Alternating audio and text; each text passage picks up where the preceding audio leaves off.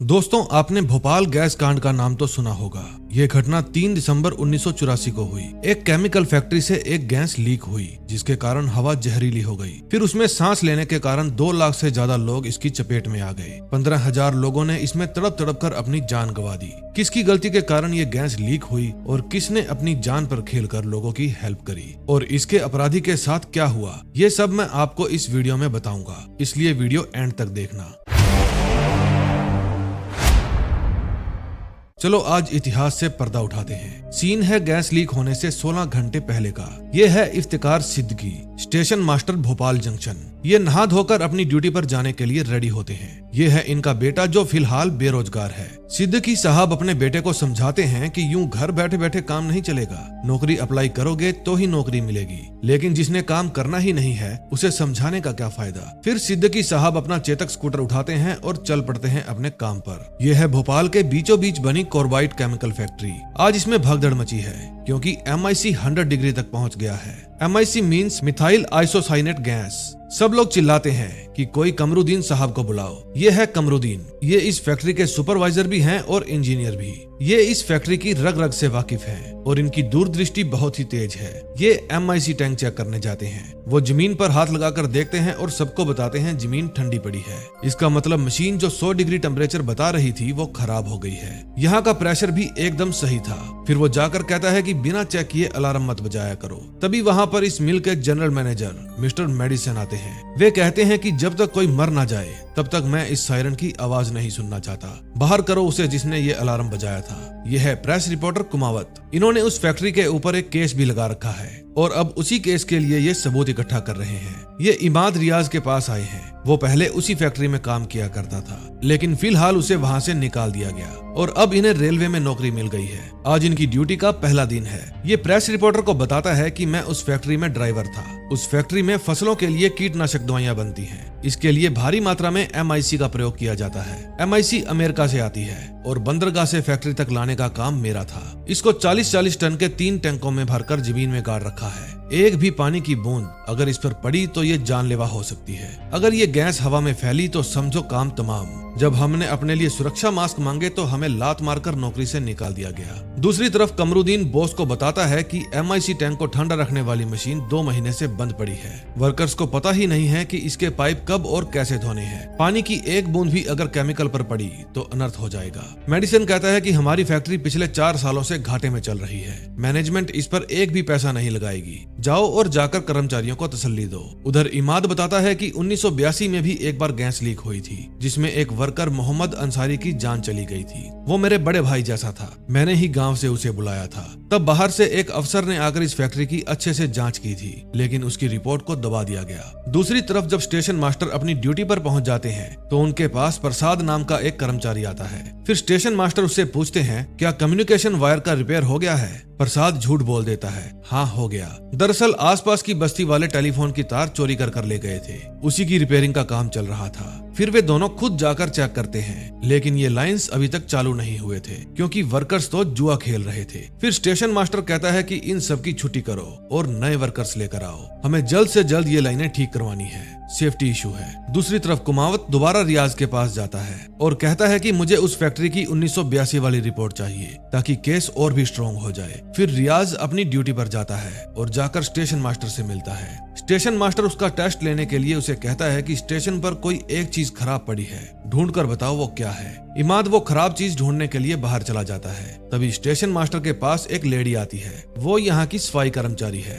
उसका नाम विजया है और आज उसकी बेटी की शादी है। वो स्टेशन मास्टर को न्योता देने आई थी। फिर उसके जाते ही वहाँ रियाज वापस आता है। वो कहता है, सर इस स्टेशन की कम्युनिकेशन सही नहीं चल रही क्योंकि मैग्नेटोफोन आपके टेबल पर है। इससे जरूर आपने कम्युनिकेशन चेक किया होगा। फिर स्टेशन मास्टर उसे रिपेयरिंग सेंटर भेज देता है क्योंकि एक मालगाड़ी को तैयार करना है। ये है मुन्ना भैया। ये बहुत बड़ा चोर है जो पिछले 13 सालों से दिल्ली में लूट और चोरियां कर रहा है। ये अब तक एक बार भी पकड़ा नहीं गया। जब से इसने सांसद को लूटा है तब से ये पुलिस की निगाह में आ गया और पुलिस इसे हर कीमत पर पकड़ना चाहती है। फिर वो कांस्टेबल की वर्दी पहनकर रेल सदन जाता है और अकाउंटेंट को पकड़ता है। अकाउंटेंट उसके साथ ही मिला हुआ था। अकाउंटेंट कहता है कि भाई थोड़े दिन अंडरग्राउंड हो जाओ क्योंकि अब पुलिस तेरे पीछे हाथ धोकर पड़ गई है। है। फिर मुन्ना भैया कहते हैं क्यों ना अंडरग्राउंड होने से पहले एक मोटा हाथ मारा जाए। फिर अकाउंटेंट उसे सभी रेलवे स्टेशन की अकाउंट बुक दिखाता है। सबसे ज्यादा माल भोपाल जंक्शन में था, पूरे 1,13,06,000 रुपए। गैस लीक होने में 4 घंटे बचे थे। कमरुद्दीन की वाइफ रियाज को बुलाने आती है और कहती है कि किसी लड़की का फोन आया है। फोन पर उसके दोस्त की वाइफ बात कर रही थी। वो कहती है कि गाड़ी झांसी पहुंच गई है, मैं भोपाल रात तक पहुंच जाऊंगी। रियाज कहता है कि आप आ जाइए, रात का खाना हम इकट्ठा ही खाएंगे और आप बेफिक्र रहिए, मैं अंसारी भाई की मौत के बदले आपको इंसाफ दिला कर रहूंगा। फिर वो नफीसा भाभी से पूछता है कि भाभी अमरुद्दीन भाई हमारी हेल्प करेंगे ना। फिर वो रियाज को दिखाती है कि उनको भी इस फैक्ट्री पर भरोसा नहीं है, उन्होंने मेरे लिए एक मास्क छोड़ रखा है, पता नहीं कब इसकी जरूरत पड़ जाए। फिर रात को अमरुद्दीन चुपके से ऑफिस में जाता है और वहाँ से प्लांट सेफ्टी असेसमेंट की फाइल चुराकर उसकी फोटोकॉपी निकाल लेता है। फिर वो कुमावत को बताता है कि मुझे रिपोर्ट मिल गई है, तुम 2 घंटे बाद मेरे घर आ जाना। अगले सीन में हम 2 नाइट ड्यूटी वर्कर्स को देखते हैं। एक नाइट सुपरवाइजर था और दूसरा अभी कुछ दिन पहले ही यहाँ काम करने आया था। इनको ना ही प्रॉपर ट्रेनिंग दी गई थी और ना ही इन्हें ज्यादा कुछ पता था। फिर सुपरवाइजर उसे कहता है कि जल्दी पानी चालू करो, हमें धुलाई शुरू करनी है। फिर वे पानी ऑन करके वहाँ से चले जाते हैं। ये पानी इस फैक्ट्री में लगी सभी पाइपों को साफ करने के लिए चलाया जाता था। अब गैस लीक होने में 3 घंटे बचे थे। अब स्टेशन मास्टर उस बस्ती में जाकर विजया की बेटी से मिलने जाता है, जिसकी आज रात शादी होने वाली थी। वे उसे शादी के लिए आशीर्वाद और शुभकामनाएं देते हैं। अब पंजाब मेल जो फिरोजपुर से भोपाल आती है आने वाली थी, इसलिए स्टेशन मास्टर वापस स्टेशन चले जाते हैं। दूसरी तरफ रियाज रेलवे रिपेयर सेंटर पहुंच जाता है। वहां उसे तिवारी जी मिलने आते हैं। तिवारी जी यहाँ के कर्ता धर्ता थे।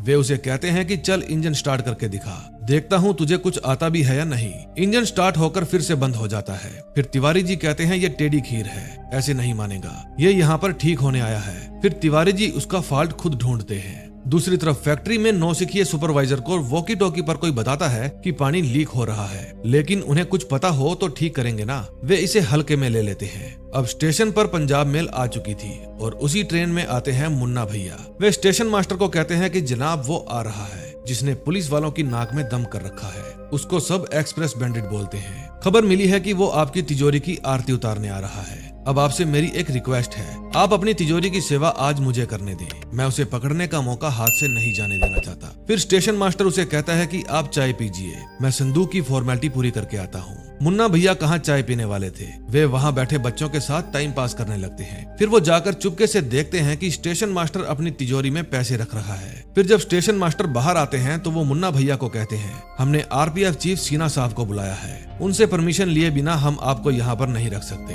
आओ तब तक ऑफिस में बैठकर बातें शातें करते हैं। तभी प्रसाद के पास वर्कर का फोन आता है। वो कहता है कि हमने टेम्परेरी लाइनें जोड़कर टेस्टिंग कर ली है, इसलिए अपना काम पूरा करने से पहले 3 घंटे के लिए लाइनें काटनी पड़ेंगी। फिर प्रसाद अपने एक साथी को कहता है कि स्टेशन मास्टर को बोल देना 2-3 घंटे के लिए सभी कम्युनिकेशन बंद रहेंगे। फिर वो घर चला जाता है। अब गैस लीक होने में 9 मिनट बचे थे। फैक्ट्री में एक खतरे की बीप बोलती है। उस समय सुपरवाइजर अपने दोस्तों के साथ मस्ती से चाय पी रहा था। तभी कंट्रोल रूम से दास बाबू नए सुपरवाइजर को कांटेक्ट करने की कोशिश करते हैं, लेकिन भाई साहब का वॉकी टॉकी तो उनके पास था ही नहीं। फिर वे खुद जाकर टैंक का तापमान चेक करते हैं जो बहुत ज्यादा गर्म हो चुका था। फिर वे फैक्ट्री के वॉचमैन को कहते हैं कि जब भी कमरुद्दीन साहब यहाँ से जाएं तो उनसे बात करवाना। फिर वो कमरुद्दीन से उनकी बात करवाता है। तभी उसकी नजर मिल पर पड़ती है जिसमें एक गैस लीक हो रही थी। कमरुद्दीन अपना स्कूटर वहीं छोड़कर मिल के अंदर भागता है। वो कंट्रोल रूम जाकर देखता है कि टेम्परेचर 100 डिग्री बता रहा था। फिर वो नए सुपरवाइजर एहसान को बुलाने के लिए कहता है। फिर वो आकर पूछता है कि अब तक स्क्रबर क्यों नहीं चलाया। दास बाबू कहते हैं नहीं चल रहा। फिर एहसान कहता है कि फ्लेयर टावर चलाकर गैस को जला क्यों नहीं देते। कमरुद्दीन कहता है फ्लेयर टावर कई महीनों से बंद पड़ा है, जंग लग गया था उसे। फिर वो नया वर्कर बताता है कि 3 घंटे से पानी चल रहा है। फिर कमरुद्दीन पूछता है स्लीप ब्लाइंड्स तो लगाया होगा। दरअसल पाइप को धोते वक्त उसके दोनों तरफ लगाना पड़ता है ताकि पानी MIC टैंक तक ना पहुंचे, लेकिन ट्रेनिंग के समय ये सब कुछ इन्हें सिखाया ही नहीं गया था। फिर कमरुद्दीन कहता है कि दास साहब फैक्ट्री खाली करवाइए तुरंत। फिर कमरुद्दीन अलार्म ऑन कर देता है। पूरी फैक्ट्री में भगदड़ मच जाती है। गैस का प्रेशर तेज था, इसलिए फैक्ट्री की पुरानी पाइपें उसे संभाल नहीं पाती। इन लोगों को तो इमरजेंसी के लिए सेफ्टी मास्क भी प्रोवाइड नहीं करवाए गए थे। गैस से बचने का एक अकेला इलाज यही था कि रुमाल को गीला करके चेहरे पर बांध लो, लेकिन इससे आंखों की जलन को नहीं रोका जा सकता था। फिर कमरुद्दीन खुद जाकर पानी को बंद करता है, वरना जब तक केमिकल के ऊपर पानी पड़ता रहेगा वो उबलकर गैस छोड़ता रहेगा। ये गैस सीधा आंखों और फेफड़ों पर वार करती थी। फिर कमरुद्दीन एहसान को कहता है कि तुम जाओ, मैं गैस को खाली टैंक में डाइवर्ट करके आता हूँ। कमरुद्दीन गिरता पड़ता टैंक तक पहुंच ही जाता है। फिर वो दास बाबू को बताता है कि कोई भी टैंक खाली नहीं है। फिर वो तीनों टैंक का ज्वाइंट कनेक्शन बंद कर देता है। कमरुद्दीन बाप बनने वाला था, लेकिन अपनी जान की परवाह किए बिना वो अपना फर्ज निभा रहा था। तभी वहाँ एक टैंक फट जाता है। कमरुद्दीन की वहीं पर मौत हो जाती है। लेकिन जो गैस वहाँ से निकली थी उससे पूरा शहर मरने वाला था। इस खतरे से अनजान लोगों को पता भी नहीं था कि यमराज अब की बार किसी एक को नहीं बल्कि पूरे शहर को ले जाने आ रहा था। यह है भोपाल और इसके 100 किलोमीटर साउथ में है इटारसी जंक्शन। ये चश्मे वाले भाई साहब यहाँ के स्टेशन मास्टर हैं। एक आदमी इनके पीछे पीछे घूम रहा था क्योंकि उसका सामान चोरी हो गया था, लेकिन ये उसकी एक भी नहीं सुनते। तभी वहाँ पर एक आदमी भागता हुआ आता है। वो बताता है कि मुझे खबर मिली है कि रति पांडे इंस्पेक्शन के लिए यहाँ आ रहे हैं। अब यहाँ सभी को टेंशन हो जाती है। फिर विनोद सभी को कहता है कि वो जनरल मैनेजर है, आएगा तो अपनी जीएम स्पेशल में ही, पता लगाओ कहाँ पर है वो। तभी मनोहर कहता है सर भोपाल अभी भी ऑफलाइन है। विनोद कहता है वहाँ कम्युनिकेशन लाइन का काम चल रहा है, 1-2 घंटे में ऑनलाइन हो जाएगा। भोपाल के नॉर्थ में से गोरखपुर एक्सप्रेस भी आ रही थी और उसी में इमाद रियाज की भाभी भी बैठी थी जो भोपाल जा रही थी। उसके सामने वाली सीट पर एक लेडी अपनी बेटी के साथ बैठी थी। वे दोनों पंजाब के दंगों से भागकर भोपाल की तरफ जा रही थी, क्योंकि इंदिरा गांधी की मौत के बाद पूरे भारत में से कुछ दंगाई सरदारों को या उनकी फैमिली को ढूंढ ढूंढ कर मार रहे थे। लेकिन इनकी कोशिश तो यही थी कि ये किसी को भी पता ना लगने दे कि ये सिख परिवार से हैं। तभी वहाँ ट्रेन का गार्ड आ जाता है। वो उस लेडी को अपनी कृपान छुपाने का इशारा करता है। उधर गैस लीक होने के 20 मिनट बाद वो खराब इंजन रिपेयर हो गया था, इसलिए तिवारी जी रियाज को आराम करने के लिए कहते हैं और कहते हैं कि जब कम्युनिकेशन वालों का काम फिनिश हो जाएगा तो तुम उन्हें स्टेशन के उस पार से लेने चले जाना। फिर तिवारी जी अपनी टॉर्च लेकर टॉयलेट जाते हैं। वहाँ चारों तरफ से कुत्तों के भौंकने की और रोने की आवाजें आ रही थी। उस गैस की बदबू सड़ी हुई गोभी के जैसी थी, इसलिए उन्हें खांसी भी शुरू हो जाती है। उधर जब मुन्ना भैया चाय की चुस्कियां ले रहे थे तब विजया घबराई हुई वहाँ आती है। वो स्टेशन मास्टर को बताती है कि लड़के वालों के रिश्तेदार जरूरत से ज्यादा ही आ गए हैं, खाना कम पड़ गया है। हलवाई ने 350 मांगे हैं दोबारा भट्टी चालू करने के लिए और मेरे पास इतने पैसे नहीं हैं। फिर स्टेशन मास्टर उसे 270 रुपए देते हैं और कहते हैं फिलहाल तो मेरे पास यही है। तभी मुन्ना भाई का भी जमीर जाग जाता है। वे विजया को कुछ रुपए अपनी तरफ से भी देते हैं। फिर विजया वहाँ से चली जाती है। अब इस गैस का कहर स्टेशन तक भी पहुँच गया था। खुले में घूम रहा हर इंसान खांसने लगा था। उधर तिवारी जी जब शौचालय से बाहर आते हैं तो वे रियाज को आवाज लगाते हैं और देखते ही देखते बेहोश होकर नीचे गिर जाते हैं। जब रियाज बाहर आता है तो समझ जाता है ये MIC की बदबू है, इसलिए वो वापस अंदर चला जाता है और अपने रुमाल को गीला कर लेता है। फिर वो उसे नाक पर बांधकर तिवारी को लेने जाता है, लेकिन तिवारी जी तो चल बसे थे। विजया की बेटी को ब्याहने आई बारात भी अब बेहोश होकर नीचे गिरने लगी थी। वहाँ भगदड़ मच जाती है। फिर विजया भी बेहोश होकर नीचे गिर जाती है। विजया की बेटी जब बारात को देखने जाती है तो वहाँ से सभी बाराती भाग चुके थे। मोहल्ले वाले इमाद की माँ को अपने साथ चलने के लिए कहते हैं, लेकिन वो अपने बेटे के बिना जाना नहीं चाहती थी। स्टेशन मास्टर का बेटा अपनी माँ और बहन को लेकर घर से दूर जाने लगता है, लेकिन स्टेशन मास्टर और मुन्ना भैया को बिल्कुल भी पता नहीं था बाहर क्या हो रहा है, क्योंकि वे एक बंद कमरे में बैठे थे। फिर उनकी नजर बाहर खड़े रतलू पर जाती है। जब वे बाहर जाकर देखते हैं तो उन्हें शोर सुनाई देता है। पूरे स्टेशन पर भगदड़ मची थी। स्टेशन मास्टर को समझ नहीं आता कि यहाँ क्या हो रहा है। फिर उसकी नजर विजया पर पड़ती है जो तड़प रही थी। फिर वहाँ मुन्ना आता है और स्टेशन मास्टर को बताता है कि स्टेशन के बाहर भी यही हाल है। स्टेशन मास्टर कहते हैं जरूर हवा में ही जहर है। जो लोग बंद कमरे में थे वे महफूज थे, लेकिन घबराए हुए लोग कमरों की खिड़की दरवाजे तोड़ रहे थे, ये सोचकर कि शायद हम बच जाएंगे। लेकिन उन्हें ये नहीं पता था कि ऐसा करके वे खुद तो बचने वाले हैं नहीं और दूसरों को भी मौत के मुंह में धकेल रहे थे।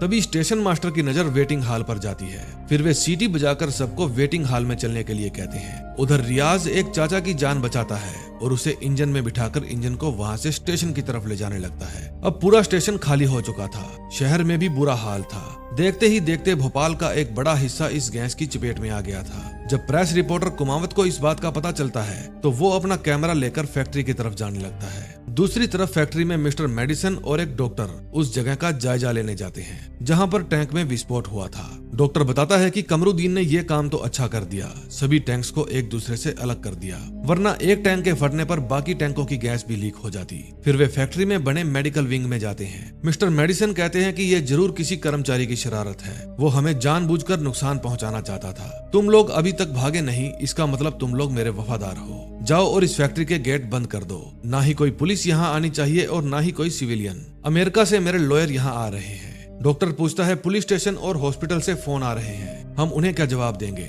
मिस्टर मेडिसन कहते हैं कि जब तक हमें अमेरिका से कोई जवाब नहीं मिलता हम चुप रहेंगे। अब कुमावत की आंखों में जलन और सांस लेने में परेशानी होने लगती है, इसलिए वो अपने चेहरे पर कपड़ा बांध लेता है। उसके पास दो ऑप्शन थी, या तो वो शहर के बीचों बीच जाए या फिर यहीं से वापस लौट जाए, लेकिन वो अपनी जान पर खेलकर शहर में जाने का फैसला करता है। उसे दूर से ही फैक्ट्री दिखाई देती है जिसमें अब भी गैस लीक हो रही थी।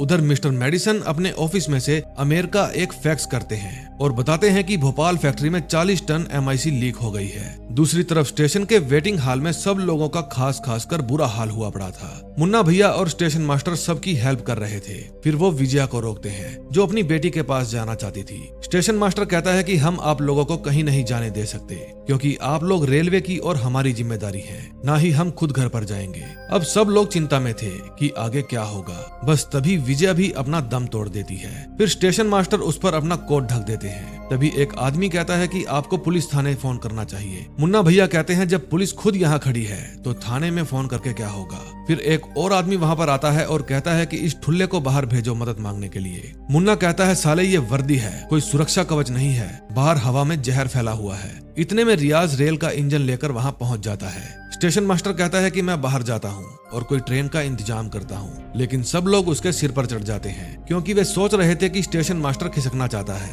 अब हालात बेकाबू हो जाते हैं। सब लोग खुद रेल के इंजन में बैठकर वहाँ से निकलना चाहते थे। तभी उनमें से एक आदमी भागकर बाहर जाता है और देखते ही देखते सबके सामने बेहोश हो जाता है। उसको देखकर सब लोग शांत हो जाते हैं और फिर कोई जिद नहीं करता हमें बाहर जाना है। फिर मुन्ना उस आदमी को कहता है हाँ भाई, बड़ा हीरो बन रहा था, अब जाना है बाहर। तभी रियाज इशारा करके कहता है सर मैं वहाँ आ रहा हूँ। फिर स्टेशन मास्टर मुंह पर रुमाल बांधकर वहाँ जाते हैं और चाचा को लाने में रियाज की मदद करते हैं। अंदर आकर रियाज सबको बताता है कि ये कार्बाइड की गलती है, वहाँ से गैस लीक हुई है। ये गैस सीधा आंख और फेफड़ों पर वार करती है। कोई एक झटके में मर रहा है तो कोई कुछ घंटों में। इसकी कोई दवा नहीं है, मुंह पर गीला कपड़ा बांध लो, बस यही एक जरिया है इससे बचने का। फिर मुन्ना सबको कहता है कि सब लोग अपना रुमाल या कोई कपड़ा लीजिए और कोने में पानी है उसे गीला करके मुंह पे बांध लीजिए। फिर स्टेशन मास्टर उसे कहते हैं कि रियाज तुम अकेले यहाँ पर लोको पायलट हो, मैं जानता हूँ तुम घर जाना चाहते हो, लेकिन एक काम है, करोगे? हमें इटारसी रेलवे स्टेशन तक मैसेज पहुँचाना है कि वे गोरखपुर ट्रेन को यहाँ पर आने से रोके। उसी ट्रेन में रियाज की भाभी भी बैठी थी। फिर स्टेशन मास्टर कहते हैं कि रिपेयर टीम लाने की ड्यूटी तुम्हारी थी, क्या तुम उन्हें लेकर आ सकते हो? शायद वो कम्युनिकेशन ठीक कर दें। अगर वो ट्रेन यहाँ पर आ गई तो भोपाल जंक्शन कब्रिस्तान में बदल जाएगा। गोरखपुर ट्रेन विदिशा पहुंच चुकी थी जो कि भोपाल से 75 किलोमीटर दूर था। जब वो ट्रेन चलने वाली थी तब कुछ दंगाई उस ट्रेन में चढ़ जाते हैं क्योंकि वे चुन चुनकर सरदारों को मार रहे थे। अब उस पंजाबी औरत को चिंता हो जाती है कि वे क्या करे। दंगाई हर एक इंसान को उठा उठाकर चेक कर रहे थे। वे बच्चों से भी उनका नाम पूछ रहे थे। फिर वो रियाज की भाभी से उसका नाम पूछते हैं। वो अपना नाम सलमा बताती है और उस पंजाबी औरत के लिए कहती है कि ये हमारी खाला है, हम भोपाल अपनी अम्मी के पास जा रहे हैं। फिर वे टीटी को ढूंढते हैं क्योंकि उसके पास सभी पैसेंजर्स के नामों वाली लिस्ट थी, लेकिन टीटी वो नामों वाली लिस्ट पाड़ कर टॉयलेट की सीट से बाहर फेंक रहा था ताकि इस रेल की कौन कौन सी सीट पर पंजाबी लोग बैठे हैं उन्हें पता न चल सके। फिर वे दंगई टॉयलेट का दरवाजा तोड़कर टीटी से वो लिस्ट छीन लेते हैं जिसमें अभी भी 2 पेज बाकी थे और उन्हें पता चल जाता है कि सलमा के सामने जो औरत बैठी थी वो पंजाबी है, उसका नाम राजवीर कौर था। तभी एक गार्ड उसके पास आता है और कहता है कि बहन जी आप मेरे साथ चलिए क्योंकि वे दंगई वापिस आएंगे। फिर वो राजवीर कौर और उसकी बेटी को अपने कैबिन में ले जाता है और उसका दरवाजा बंद कर लेता है। वो हर कीमत पर उन दोनों की जान बचाना चाहता था, इसलिए वो अपनी फ्लेयर गन उठा लेता है। इटारसी स्टेशन में वो तड़पती हुई आत्मा फिर से स्टेशन मास्टर के पास आती है और पूछती है कि मेरा बैग मिला या नहीं, लेकिन स्टेशन मास्टर उसे धक्के देकर बाहर निकलवा देता है। फिर मनोहर स्टेशन मास्टर को कहता है कि भोपाल अब भी ऑफलाइन है। स्टेशन मास्टर कहता है कि भोपाल को छोड़ो और GM स्पेशल को ढूंढो। भोपाल से फोन आया तो था कि वो 2-3 घंटे ऑफलाइन रहेंगे। दूसरी तरफ जब रियाज वर्कर्स को लेने जाता है तो देखता है कि सभी वर्कर्स या तो मरे पड़े हैं या बेहोश हैं। वेटिंग हॉल में भी वाहियात लोग पानी के लिए लड़ रहे थे और पानी का मटका गिरा देते हैं। फिर स्टेशन मास्टर बाहर जाते हैं और वहाँ से पानी की बोतलें और छोटे छोटे मटके लेकर अंदर आते हैं। सब लोग उनसे अपनी आंखें धोते हैं और रुमाल गीला कर मुंह पर बांधते हैं। फिर स्टेशन मास्टर कहते हैं कि मैं फोन लाइन चेक करता हूँ, हमें गोरखपुर एक्सप्रेस को रोकना होगा, लेकिन लोग फिर से उसके सिर पर चढ़ जाते हैं। वे कहते हैं कि अगर तुम आती हुई ट्रेन को रोकोगे तो हम यहाँ से बाहर कैसे जाएंगे। अब की बार मुन्ना भैया हालातों को बेकाबू होने से रोकने के लिए अपनी गन निकाल लेते हैं और कहते हैं कि यात्रीगण कृपया ध्यान दें, स्टेशन मास्टर को अपना काम करने दें और बीच में दखलंदाजी ना करें। ये अपनी फैमिली को छोड़कर हमारे लिए ही यहाँ बैठे हैं। तभी रियाज फिर से वहां आ जाता है। स्टेशन मास्टर भागकर उसके पास जाता है। रियाज बताता है कि मेरे पहुंचने तक सब दम तोड़ चुके थे। फिर स्टेशन मास्टर कहते हैं कि सबसे पहले ब्लॉक लाइन ठीक करनी होती है, शायद उन्होंने मरने से पहले ठीक कर दी हो। ब्लॉक लाइन स्टेशन को अगले और पिछले स्टेशन के साथ जोड़ती है। अगर दोनों तरफ में से एक भी तार उन्होंने ठीक कर दी हो तो बात बन सकती है। फिर स्टेशन मास्टर उसे घर जाने के लिए कहते हैं। रियाज कहता है कि मेरी बस्ती उस फैक्ट्री से 10 कदम की दूरी पर है, अब तक अम्मी मर गई होगी, घर जाकर क्या करूंगा, आप चिंता ना करिए, मैं आपके साथ हूँ। फिर स्टेशन मास्टर अपने ऑफिस में जाता है ताकि वहाँ से मैग्नेटोफोन के जरिए दूसरे स्टेशन पर बात कर सके, लेकिन मैग्नेटोफोन टूटे पड़े थे। फिर वो उन्हें ठीक करने की कोशिश करता है। दूसरी तरफ इटारसी से मनोहर भी भोपाल के लिए चिंता में था। फिर वो भोपाल से 13 किलोमीटर आगे सूखी सेवनिया नाम के स्टेशन पर फोन करता है और पूछता है कि भोपाल से कोई बात हुई या नहीं। सूखी सेवनिया से मुलाजिम कहता है कि यहाँ लाइन की मुरम्मत चल रही है, उन्होंने कहा था कि 2-3 घंटे लगेंगे, शायद ज्यादा समय भी लग सकता है। इसी बातचीत के दौरान उनके मैग्नेटोफोन पर कॉल आती है जो कि भोपाल से आई थी, लेकिन लाइन खराब होने के कारण उनकी बात नहीं हो पाती। ऐसा 3-4 बार होता है। मनोहर समझ जाता है कि जरूर कुछ गड़बड़ है। अब भोपाल स्टेशन मास्टर भी मायूस हो जाता है। फिर मनोहर स्टेशन मास्टर को बताता है कि अभी तक भोपाल से कांटेक्ट नहीं हो पाया। स्टेशन मास्टर फिर से उसे डांटने लगता है। इतने में वो तड़पती आत्मा फिर से आ जाती है। वो तड़पती आत्मा कोई और नहीं बल्कि रति पांडे था, जो भेष बदलकर यहाँ पर इंस्पेक्शन के लिए आया था। वो मनोहर से पूछता है क्या हुआ।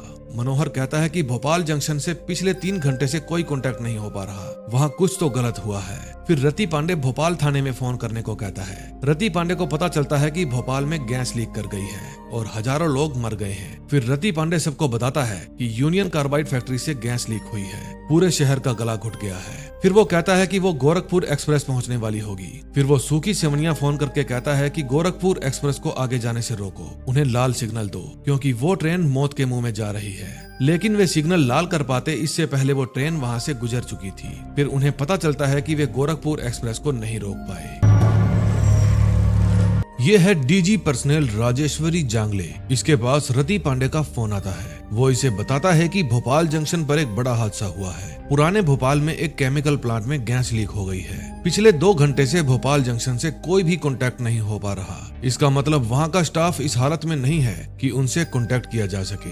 अब गोरखपुर एक्सप्रेस भोपाल जंक्शन में अपनी मौत के मुंह में जा रही है। रेलवे मिनिस्ट्री में मेरी किसी से बनती नहीं, इसलिए आप वहाँ कांटेक्ट कीजिए। उन्हें जितनी मेडिकल हेल्प भेज सकते हैं उतनी ही कम है। फिर रति पांडे स्टेशन के सारे स्टाफ को इकट्ठा करता है और उन्हें कहता है कि मुझे यहाँ जितने भी डॉक्टर्स हैं आधे घंटे में सब रेलवे स्टेशन पर चाहिए, ऑन ड्यूटी हो या ऑफ ड्यूटी। वे अपने साथ जितने भी ऑक्सीजन सिलेंडर, आंखों में डालने वाली दवाइयाँ या दम घुटने से बचने वाली दवाइयाँ ला सकते हैं तो लेकर आए। फिर रति पांडे मनोहर को कहता है कि मेरी सीएम स्पेशल को बुलाने का वक्त आ गया है, मेरे लोको पायलट को कांटेक्ट करो। मेरी सीएम स्पेशल भैरवपुर के आउटर पर खड़ी है, तुम लोगों ने वहाँ तो चेक नहीं किया होगा। दूसरी तरफ गोरखपुर एक्सप्रेस में वे दंगई दरवाजा तोड़कर अंदर आ जाते हैं। फिर उन्हें पता चलता है कि राजबीर कौर के साथ जो लड़की थी वो लड़की नहीं बल्कि उसका बेटा था। फिर राजबीर कौर अपनी कृपान से उनके ऊपर वार करती है। फिर गार्ड इमरजेंसी ब्रेक लगा देता है। फिर वे उन गुंडों को वहीं पर बंद करके बाहर आ जाते हैं। उस समय ये ट्रेन भोपाल से 7 किलोमीटर दूर खड़ी थी। फिर गार्ड राजबीर और उसके बेटे को लेकर लोको पायलट के पास जाता है और उसे सारी बात बताता है। फिर गार्ड साहब कहते हैं कि मैं उन सभी दंगइयों को ट्रेन से अलग करता हूँ और जब मैं फ्लेयर गन चलाऊं तो आप ट्रेन को भगा लेना। फिर गार्ड ट्रेन से उतरकर जंगल की तरफ चला जाता है। दूसरी तरफ वेटिंग हॉल में पानी खत्म हो गया था। फिर मुन्ना भैया स्टेशन मास्टर को कहता है कि अगर पानी का इंतजाम नहीं हुआ तो ये लोग ज्यादा देर टिक नहीं पाएंगे। रियाज कहता है सर वैसे भी MIC धीरे धीरे सबकी जान ले ही रही है, जल्द से जल्द इन सबको यहाँ से निकालना होगा। फिर मुन्ना पूछता है क्या यहाँ कोई और ट्रेन नहीं है जिसको हम इंजन के साथ जोड़कर इन सबको यहाँ से ले जाएं। फिर स्टेशन मास्टर रियाज को कहता है कि मैंने तुम्हें एक मालगाड़ी तैयार करने के लिए भेजा था, क्या वो यहाँ आ सकती है। फिर स्टेशन मास्टर और रियाज दोनों मालगाड़ी लेने जाते हैं और मुन्ना वहीं पर रुकता है। अब मुन्ना भैया के पास अपना काम करने का खुला टाइम था। फिर मुन्ना उस ज्यादा बोलने वाले लड़के को सबका ध्यान रखने के लिए कहकर खुद भी वहाँ से खिसक लेता है। दूसरी तरफ राजेश्वरी जांगले इमरजेंसी मीटिंग बुलाती है और भोपाल जंक्शन में हेल्प भेजने के लिए कहती है, लेकिन मिनिस्ट्री के लोग उस ऑफर को डिनाई कर देते हैं और कहते हैं कि हम और लोगों की जान खतरे में नहीं डाल सकते। फिर रेल मंत्री कहता है कि भोपाल कोई भी गाड़ी नहीं जानी चाहिए, जिसको जैसे रोका जा सकता है रोको। फिर वो रति पांडे को बताती है कि मिनिस्टर नहीं मान रहे। फिर वो बताती है कि मिनिस्टर ने सभी ट्रेनों को भोपाल जाने से रोकने को कहा है। जब तक ऑर्डर्स वहां पहुंचे तुम अगर वहां से निकल सकते हो तो निकल लो। अब इटारसी और भोपाल के बीच में मिसरोद नाम का एक स्टेशन पड़ता था और मिसरोद में ऑर्डर्स पहुंचने से पहले रति को वो क्रॉस करना था। अब रति पांडे के द्वारा बुलाए गए सभी डॉक्टर्स और टीम इटारसी स्टेशन पर पहुंच गई थी। फिर रति पांडे सबको मोटिवेट करता है और कहता है कि भोपाल जंक्शन में 15,72,211 लोग मौत से जूझ रहे हैं। उनको मरने से कैसे बचाना है ये नहीं पता, लेकिन किसी भी हालत में उनको मरने नहीं देना, चाहे खुद की जान चली जाए, उन सबको बचा कर रहेंगे। जो लोग घर जाना चाहते हैं जा सकते हैं और जो मेरे साथ चलना चाहते हैं मोस्ट वेलकम। फिर रति पांडे का GM special engine accident relief coach को भोपाल की तरफ ले जाने लगता है। दूसरी तरफ गोरखपुर एक्सप्रेस का गार्ड जंगल में रेलवे डिटोनेटर्स में विस्फोट करता है। उसकी आवाज सुनकर सभी दंगई उसकी तरफ जाने लगते हैं। तभी गार्ड फ्लेयर गन चला देता है और पायलट गाड़ी भगा लेता है। फिर जब गार्ड ट्रेन में चढ़ने की कोशिश करता है तो एक दंगई उसकी पीठ में छुरा घोंप देता है। गार्ड उसे धक्का देकर खुद ट्रेन में चढ़ जाता है। अब पूरा भोपाल शहर मौत की आगोश में था। कुमावत कमरुद्दीन के घर जा रहा था। कुछ स्ट्रॉन्ग इम्यूनिटी वाले लोग अब भी जिंदा थे जो ये शहर छोड़कर जा रहे थे। वो कमरुद्दीन के घर में जाकर 1982 वाली रिपोर्ट को ढूंढता है, क्योंकि कमरुद्दीन ने कहा था 2 घंटे के बाद मेरे घर पर आकर रिपोर्ट ले जाना। लेकिन कमरुद्दीन तो घर पर आ ही नहीं पाया था। फिर वो रियाज के घर जाता है और देखता है कि उसकी माँ भी दुनिया छोड़कर चली गई थी। कमरुद्दीन की पत्नी उसे ढूंढने के लिए फैक्ट्री की तरफ जा रही थी। फिर उसे वहाँ पर कमरुद्दीन का गिरा हुआ स्कूटर दिखता है। उस फैक्ट्री के दरवाजे बंद थे। फिर वो उन्हें खोलने की कोशिश करती है। इतने में कुमावत भी वहाँ पर पहुँच जाता है। वो नफीसा को संभालता है, लेकिन अब उसका डिलीवरी का समय नजदीक आ गया था। फिर वो नफीसा को कमरुद्दीन के स्कूटर पर बिठाकर हॉस्पिटल ले जाता है। कुमावत की आंखें जल रही थी, उसे बहुत ही कम दिखाई दे रहा था और नफीसा का भी मास्क फटा हुआ था, इसलिए उसकी भी हालत खराब थी। अगले सीन में हम दिल्ली के एक होटल में जर्मनी से आए हुए डॉक्टर ब्राउन को देखते हैं। ये टैक्सिकोलॉजिस्ट हैं। ये वही डॉक्टर हैं जिसने 1982 में भोपाल वाली फैक्ट्री की जांच करके रिपोर्ट बनाई थी। इन दिनों ये भारत में दवा बनाने वाली कंपनियों से कांटेक्ट करने आया था, क्योंकि यहाँ की कंपनियां जर्मनी से सस्ती दवा बना कर देती थी। तभी उसके पास उस डॉक्टर का फोन आता है जो मिस्टर मेडिसन के साथ था। वो इन्हें सारी बात बताता है और उस जहर का एंटीडोट पूछता है। दूसरी तरफ स्टेशन में मुन्ना भैया को तिजोरी की चाबी मिल जाती है। फिर जब वो तिजोरी खोलने की कोशिश करता है तो वहाँ पर प्रसाद आ जाता है। फिर वो मुन्ना भैया को चोरी करने से रोकता है और दोनों में हाथापाई होने लगती है। उधर राजेश्वरी जांगले पीएमओ ऑफिस जाती है, लेकिन उसे अंदर ही नहीं जाने दिया जाता। वहाँ डॉक्टर ब्राउन भी आए हुए थे, उन्हें भी अंदर नहीं जाने दिया जाता। फिर वो राजेश्वरी को कहता है कि मैं डॉक्टर ब्राउन हूँ, मुझे पता चला है कि भोपाल में गैस लीक हुई है। मैंने पहले भी उस पर अध्ययन करके एक रिपोर्ट बनाई थी और अब मैं संयोग से इंडिया ही आया हुआ था। उस जहर का एक एंटीडोट है जिसका नाम है सोडियम थायोसल्फेट। ये आपको यहाँ की दवा बनाने वाली कंपनियों और थोक विक्रेताओं के पास मिल जाएगा। आपको जल्द से जल्द इस पर कदम उठाना होगा। उन लोगों के पास बहुत कम समय है। भोपाल के हॉस्पिटल में आंखों में नॉर्मल दवाइयां डाली जा रही थी,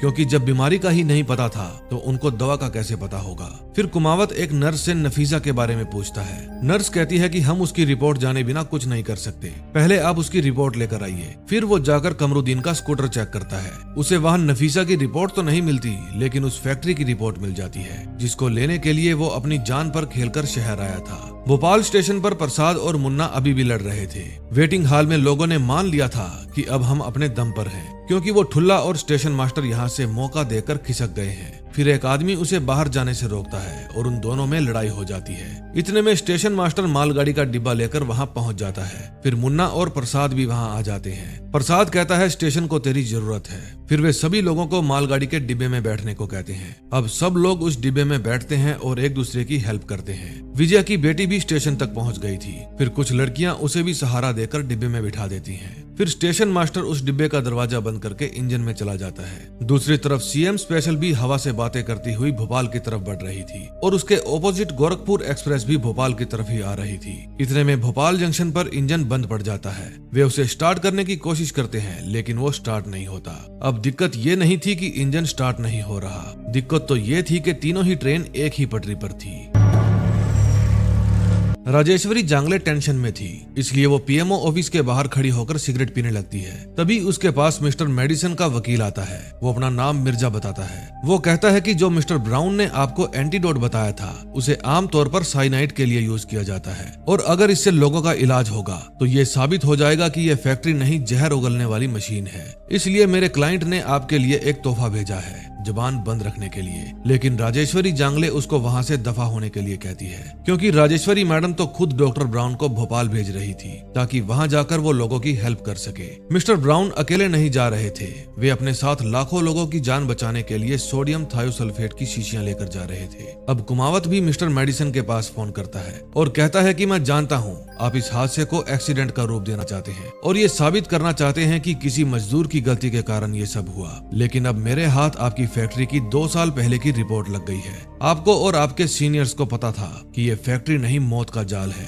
लेकिन फिर भी आप बेधड़क इस फैक्ट्री को रन कर रहे थे। फिर मिस्टर मेडिसन कहते हैं कि आप पेज नंबर 78 पर देखो, 2 साल पहले ही हम इस केस से दोष मुक्त हो गए थे। आपके पास जो दस्तावेज हैं, इससे हम फंसेंगे नहीं बल्कि बचेंगे। अब शहर में पुलिस जिंदा लोगों की तलाश में थी, तभी ड्राइवर को एक जिंदा आदमी दिखता है, लेकिन वो देखता है कि उसके सभी साथी मर चुके हैं। तभी उसके पास पुलिस स्टेशन से फोन आता है। वे उसे भोपाल रेलवे स्टेशन पर एक मैसेज पहुंचाने के लिए कहते हैं कि सीएम स्पेशल राहत लेकर आ रही है, प्लेटफॉर्म नंबर 1 खाली रखना। लेकिन प्लेटफॉर्म नंबर 1 पर जो इंजन खड़ा था वो अभी तक ऑन नहीं हुआ था। फिर मुन्ना भैया कहते हैं कि जाकर उन लोगों को कहो कि तुम लोग अपना देख लो और हम अपना देखते हैं, जिसकी जैसे जान बचती है बचा लो। स्टेशन मास्टर कहता है कि मैं ऐसा करके सारी जिंदगी पछताना नहीं चाहता, अगर आप लोगों को जाना है तो आप जा सकते हैं, मैं मरते दम तक यही रहूंगा। तभी उनको एक ट्रेन की आवाज आती है। ये गोरखपुर एक्सप्रेस की आवाज थी। ट्रेन यहाँ आकर वैसे भी धीमी होने वाली थी, इसलिए ये उन्हें इशारा करके यहाँ खड़ी ट्रेन से पहले रोकना चाहते थे। फिर प्रसाद कहता है, सर ये काम आप मुझ पर छोड़ दो। इमाद रियाज साउथ साइड का सिग्नल ग्रीन करने जाता है और स्टेशन मास्टर को कहता है कि उस ट्रेन में मेरी फैमिली आ रही है, एक औरत, एक छोटी लड़की और एक बच्चा, आप बस उनको महफूज रखना। फिर स्टेशन मास्टर मुन्ना भैया को कहते हैं कि वादा करो, एक्सप्रेस बैंडिट आज रात भटकेगा नहीं, स्टेशन को आपकी जरूरत है। स्टेशन मास्टर को पता था कि ये चोर है। अब स्टेशन की एक तरफ इमाद रियाज जा रहा था तो दूसरी तरफ प्रसाद का काम था ट्रेन को धीमी करना और इमाद रियाज का काम था सिग्नल ग्रीन करना। प्रसाद पायलट का ध्यान खींचने के लिए पटरी पर डिटोनेटर्स लगा देता है और वहीं पर दम तोड़ देता है। जब उनके ऊपर से गाड़ी गुजरती है तो वहाँ पटाखे बजते हैं। पायलट समझ जाता है कि आगे कुछ गड़बड़ है, इसलिए वो ट्रेन को धीमी कर देता है और उस माल गाड़ी के डिब्बे के ठीक पहले गाड़ी रोक देता है। स्टेशन मास्टर अनाउंस करता है कि गोरखपुर ट्रेन से कोई भी यात्री बाहर मत निकलना। दूसरी तरफ सीएम स्पेशल भी बड़ी तेजी से उसी स्टेशन पर आ रही थी। वो मिसरोद पहुंचने वाली थी। ये कोशिश करते हैं कि सिग्नल रेड होने से पहले ट्रेन को आगे ले जाए। मिसरोद स्टेशन पर सबको ऑर्डर्स मिल चुके थे कि भोपाल जंक्शन तक कोई भी गाड़ी ना पहुंचे। फिर उन्हें पता चलता है कि सीएम स्पेशल भोपाल जा रही है। वे सिग्नल रेड कर देते हैं, लेकिन रति पांडे अपने पायलट को कहता है कि ट्रेन रुकनी नहीं चाहिए। फिर स्टेशन मास्टर देखता है कि ट्रेन धीमी नहीं हो रही, इसलिए वो उसकी लाइन चेंज करके साइडिंग पर डलवा देता है। अब उन्हें ना चाहते हुए भी ट्रेन रोकनी पड़ती है। दूसरी तरफ राजेश्वरी जांगले रेल मंत्री को बताती है कि हमें उस जहर के एंटीडोट का पता चल गया है। रेल मंत्री कहता है कि डॉक्टर ब्राउन पागल है, उसे दिल्ली एयरपोर्ट पर रोक लिया गया है और अब उसे जर्मन वापस भेज रहे हैं, क्योंकि सरकार किसी एक आदमी की बात मानकर लोगों में केमिकल इंजेक्ट नहीं कर सकती। इसका सीधा सीधा मतलब ये था कि इस मंत्री की जबान भी नोटों से बंद कर दी गई है। अब भोपाल जंक्शन पर अभी अभी पहुंची गोरखपुर एक्सप्रेस से लोग बाहर निकलना शुरू कर देते हैं। स्टेशन मास्टर की अनाउंसमेंट और मुन्ना के रोकने का उन पर कोई फायदा नहीं होता। उधर रियाज सिग्नल को ग्रीन कर देता है और स्टेशन मास्टर को बता देता है कि रास्ता साफ है। फिर स्टेशन मास्टर गोरखपुर एक्सप्रेस के इंजन में जाता है और पायलट को कहता है कि पूरे 3 मिनट बाद तुम इस रेल को आगे ले जाना। तुम्हारी ट्रेन में हजारों लोग सवार हैं, हमें उन सब की जान बचानी है। वो उसे अपना लिखित रूप में ऑर्डर देता है और ऑर्डर फॉलो करने के लिए कहता है। अब जितने लोगों को ये समझ थी कि जान बचानी है तो यहाँ से जाना पड़ेगा, वे लोग ट्रेन में वापस चढ़ रहे थे और बेवकूफ लोग ट्रेन से उतरकर बाहर की तरफ भाग रहे थे। स्टेशन मास्टर दोनों ट्रेन को एक दूसरे के साथ जोड़ देता है। तभी देखते ही देखते बाहर से भारी भीड़ आती है और ट्रेन में सवार होने लगती है। ट्रेन में तो इतने लोगों की जगह भी नहीं थी। ये लोग बाहर बसों से उतरकर ट्रेन में चढ़ रहे थे। स्टेशन मास्टर इंजन में जाकर गाड़ी का हॉर्न बजाता है। गाड़ी के डिब्बे खचाखच भर गए थे। स्टेशन मास्टर मुन्ना को कहता है कि ये इज्तिमा की भीड़ है, जितने लोग बच सकते हैं बचाइए। मुन्ना भी अपना मिशन भूलकर लोगों की जान बचा रहा था। जब रति पांडे राजेश्वरी मैडम से बात करता है तो वो उससे माफी मांगती है और कहती है कि मैंने कोशिश तो बहुत की थी लेकिन कुछ भी नहीं कर पाई। दोस्तों, रति पांडे और मैडम राजेश्वरी हस्बैंड वाइफ थे, लेकिन फिलहाल ये साथ नहीं रहते। फिर रति पांडे बाहर जाकर अपने पायलट को इंजन प्राइम करने के लिए कहता है। स्टेशन मास्टर रिक्वेस्ट करता है कि सर मेरी नौकरी का सवाल है। तभी पायलट आकर बताता है कि इटारसी से मनोहर का फोन है। मनोहर बताता है कि सर अब आसपास के कर्मचारियों को पता चल गया है कि आप भोपाल के लोगों की मदद करना चाहते हैं। अब वे लोग खुद को भी रोक नहीं पा रहे। अब झांसी, जबलपुर और इंदौर से मेडिकल ट्रेन भोपाल पहुंच रही है। अब हर तरफ से हेल्प आ रही है। गोरखपुर ट्रेन में जगह नहीं बची थी, इसलिए स्टेशन मास्टर सबको गार्ड वाले डिब्बे में बैठने को कहता है। फिर वे गार्ड की हेल्प करते हैं जिसे चाकू लगा था। इतने में गाड़ी चल पड़ती है। तभी एक पुलिस वाला आता है और मुन्ना को बताता है कि इटारसी से सीएम स्पेशल आ रही है, प्लेटफॉर्म नंबर 1 को खाली करो। अब ये दोनों ट्रेन एक दूसरे की तरफ ही जा रही थी। ये लोग गैस से ना भी मरते तो गाड़ियां टकराने से मर जाते। फिर वो रियाज को फोन करके बताता है कि सामने से सीएम स्पेशल आ रही है, दोनों गाड़ियां आपस में टकरा जाएंगी। अब तुम्हें ही करना है जो करना है। स्टेशन से कुछ ही दूर लाइनें चेंज करने की ऑप्शन थी। अब रियाज फिर से भागकर पीछे की तरफ जाता है ताकि गाड़ियों के टकराने से पहले लाइन चेंज कर सके, लेकिन रियाज की हालत इतनी खराब थी कि वो ठोकर खाकर गिर जाता है। अब लगता है कि स्टेशन मास्टर का भी समय खत्म हो गया था। रियाज देखता है कि गोरखपुर एक्सप्रेस आ रही है। फिर वो हिम्मत जुटाकर खड़ा होता है। अब सामने से सीएम स्पेशल भी आ रही थी। दोनों गाड़ियों के पायलट्स को अपने सामने मौत दिख जाती है। इतने में रियाज ट्रैक चेंज कर देता है और दोनों ही गाड़ियां टकराने से बाल बाल बच जाती है। गाड़ियां तो बच जाती है लेकिन रियाज नहीं बचता। उधर स्टेशन मास्टर भी अब रियाज की फैमिली के सामने ही अपना दम तोड़ देता है। फिर मुन्ना जब स्टेशन मास्टर को देखता है तो वो उसे उठाने की कोशिश करता है, लेकिन स्टेशन मास्टर मर चुका था। फिर मुन्ना स्टेशन मास्टर की जेब से तिजोरी की चाबियां निकाल लेता है और उनकी लाश को एक चादर से ढक देता है। उस समय प्रेस रिपोर्टर ने हॉस्पिटल में जो तस्वीरें खींची थी उनमें से कुछ रियल तस्वीरें मैं आपको दिखाता हूँ। भोपाल से जितने लोग गोरखपुर एक्सप्रेस में चढ़े थे उनमें से भी कुछ लोगों ने दम तोड़ दिया था। अब जीएम रति पांडे राहत लेकर भोपाल पहुंच गया था। वो स्टेशन पे बचे लोगों की हेल्प करता है और अपने साथ लाई हुई दवाइयां हॉस्पिटल पहुंचाता है। फिर रेल मिनिस्टर राजेश्वरी मैडम को, जो ये हीरो बनने निकले थे, इन पर कार्रवाई करने का ऑर्डर देता है। लेकिन मैडम राजेश्वरी अपना इस्तीफा देकर वहाँ से चली जाती है, क्योंकि उसे भी पता था कि वे लोग अपनी जान पर खेलकर लोगों की जान बचाने गए हैं। उनका इनाम उन्हें इस तरह तो नहीं दिया जा सकता। इन मंत्रियों का तो जमीर मर चुका है। असली नौकरी वो नहीं जो हम सरकार के ऑर्डर फॉलो करके करते हैं। असली नौकरी तो ऊपर वाले के ऑर्डर्स फॉलो करना है। और शायद ये बात कुछ लोग समझ चुके थे। अगले दिन सुबह हवा साफ हो जाती है, क्योंकि इंसान कुछ करे या ना करे, धरती तो खुद को सही कर ही लेती है। लेकिन उस गैस के कारण परिणाम बहुत भयानक हुए थे। हजारों लोग भोपाल छोड़कर दूसरे शहरों में जाकर बस गए। हजारों पेड़ बर्बाद हो गए। अब लोग भोपाल के नाम से भी डरने लगे थे, क्योंकि वे सोचते थे कि ऐसी घटना दोबारा भी हो सकती है। जिन सिखों को लोग चुन चुन कर मार रहे थे, वे यहाँ भी भूखे लोगों के पेट भरने से पीछे नहीं हटे। जब स्टेशन मास्टर की तिजोरी चेक की जाती है तो उसमें एक भी रुपया नहीं था। आरपीएफ वालों का मानना था कि स्टेशन मास्टर मौका देखकर सारे रुपए लेकर भाग गया है, और ये बात मुन्ना भैया सुन लेता है। वो ऐसा तो बिल्कुल भी नहीं चाहता था कि जिस इंसान ने अपनी फैमिली और खुद की जान की परवाह किए बिना लोगों की सेवा की, उनको मौत के मुंह से बाहर निकाला, उसके ऊपर इस तरह का इल्जाम लगे। जब स्टेशन मास्टर का बेटा वापस भोपाल आता है तो वो स्टेशन पर जाकर अपने अब्बू के बारे में पूछता है। उस लिस्ट में स्टेशन पर मरे हुए सभी लोगों के नाम थे, चाहे वो इमाद रियाज हो या फिर प्रसाद, लेकिन उसमें स्टेशन मास्टर का नाम नहीं था। और जिन लोगों की पहचान नहीं हुई थी उन लोगों को कब्रिस्तान भेज दिया गया था। रियाज की भाभी को जब रियाज की मौत का पता चलता है तो वो भी टूट जाती है। अब इस बात का जीएम को पता चलता है कि स्टेशन मास्टर पैसे लेकर भाग गया है। फिर वो जाकर तिजोरी चेक करता है। अब गायब हुए रुपए वापस उसी जगह पर पड़े थे। फिर रति पांडे कहता है कि मैं हरगिज बर्दाश्त नहीं करूंगा कि मेरे आदमियों पर कोई उंगली उठाए। अगर स्टेशन मास्टर ने सिग्नल नहीं भेजा होता तो यहाँ हजारों और लाशें पड़ी होती। आपको क्या लगता है यहाँ से गोरखपुर ट्रेन को किसने रवाना किया? क्या वो स्टेशन मास्टर का काम नहीं था? मुन्ना ने सारे रुपए जहाँ से उठाए थे वहीं रख दिए थे, बस उसमें से 100 का एक नोट वापस नहीं रखा था। तभी कुमावत उसके पास आकर बैठ जाता है, क्योंकि वो दिल्ली जा रहा था इस केस पर कार्रवाई आगे बढ़ाने के लिए। फिर मुन्ना उसे कहता है कि मैं भी दिल्ली जा रहा हूँ, ये शहर कुछ जमा नहीं अपने को। कुमावत कहता है जनाब शहर बुरा नहीं है, बस दिन गलत पकड़ लिया आपने। तभी वहाँ दिल्ली जाने वाली ट्रेन आ जाती है। अब लोग एक गोरे की गलती के कारण इस शहर से नाता तोड़कर यहाँ से जाने लगे थे। जब स्टेशन मास्टर का बेटा कब्रिस्तान जाता है तो उसे वहाँ अपने अब्बू नहीं मिलते। तभी अचानक स्टेशन मास्टर को होश आ जाता है, और ये कोई फिल्मी घटना नहीं बल्कि रियल में ही स्टेशन मास्टर मरकर जिंदा हो गए थे। उनका बेटा उनको पहचान लेता है और भागकर उनके पास जाता है। स्टेशन मास्टर अपने बेटे को जिंदा देखकर बहुत ही खुश होता है।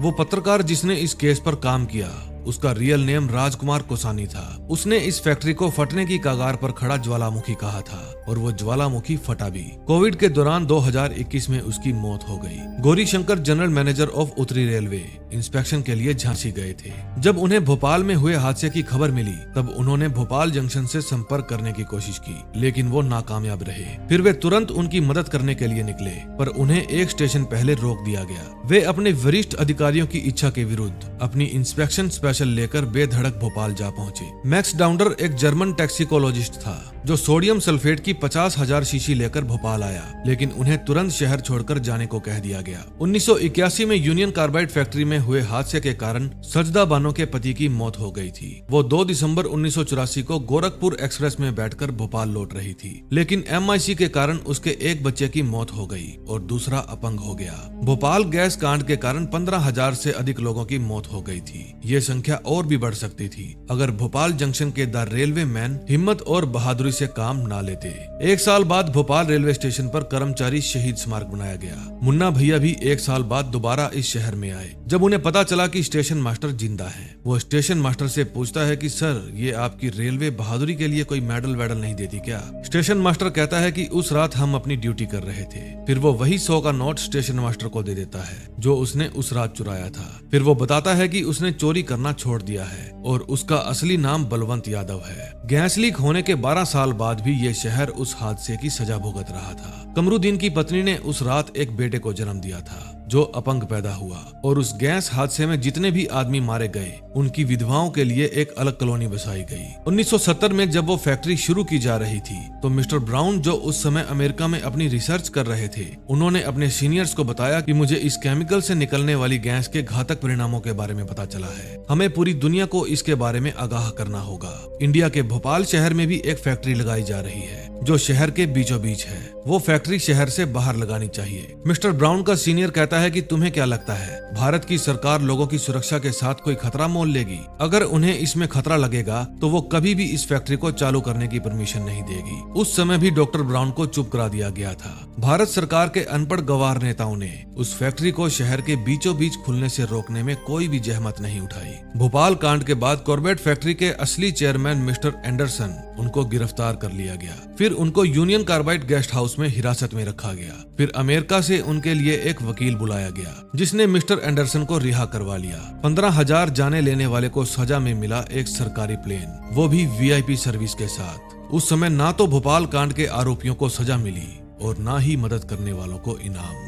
तो दोस्तों, ये थी भोपाल कांड की स्टोरी, यानी the railway man the untold story of Bhopal 1984। अगर आपको ये सीरीज अच्छी लगी हो तो प्लीज वीडियो को लाइक और चैनल को सब्सक्राइब कर दें। मैं ऐसी वीडियोस आपके लिए लाता रहूंगा। तो मिलते हैं नेक्स्ट वीडियो में। Till then, bye bye.